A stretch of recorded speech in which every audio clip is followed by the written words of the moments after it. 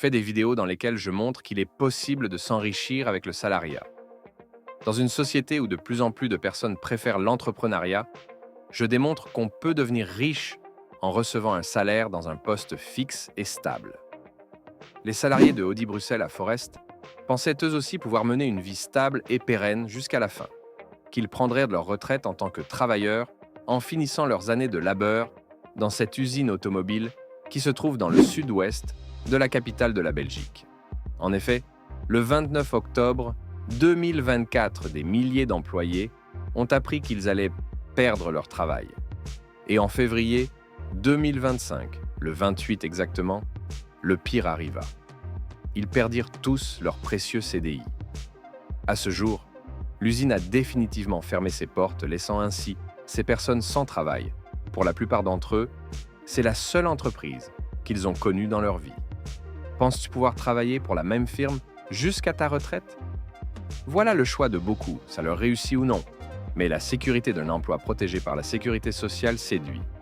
Au contraire de l'entrepreneuriat dans lequel de plus en plus de gens se lancent, alors qu'ils touchent une entrée d'argent qui change, en plus élevé ou moins élevé, avec des différences chaque fois. Soit on touche le jackpot, soit on galère sur certaines périodes. Mais qu'est-ce qui s'est vraiment passé avec Audi Forest? Lors d'un conseil d'entreprise extraordinaire en octobre, le site a déclaré vouloir cesser la production de certains modèles. En effet, pour réduire les coûts, le constructeur allemand a pour volonté de délocaliser l'assemblage de ses voitures de luxe, soit en Chine, soit au Mexique, ou les deux. Mais voilà, l'usine comptait environ 3000 employés.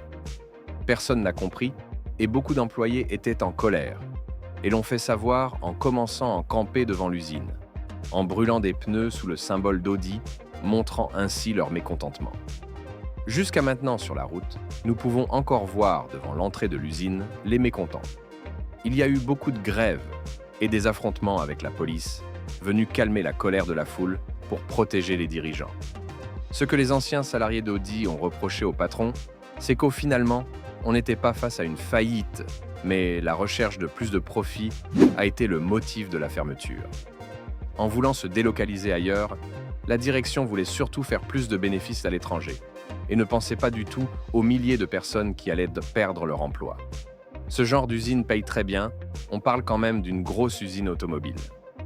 Même si les travailleurs arrivent à trouver du travail ailleurs, ils ne gagneront sans doute pas autant que chez Audi. Certains travaillaient là-bas depuis des années et voulaient y finir leur carrière. C'est le risque avec le salariat de perdre son travail du jour au lendemain à cause des décisions qui viennent d'en haut et sur lesquelles on n'a pas de pouvoir d'agir. Cela étant dit, on est assuré, pour une longue période quand même, d'avoir le même salaire, sans surprise ou imprévu la plupart du temps. C'est une vie stable où certains travaillent d'arrache-pied et aiment leur boulot. Le salariat est dur dans ce sens-là, avec des collègues et des patrons. Et parfois, la vie au travail est dure, mais c'est possible de devenir riche avec le salariat si on sait bien gérer son argent. Ce qui s'est passé avec Audi Bruxelles est triste et honteux de la part des patrons.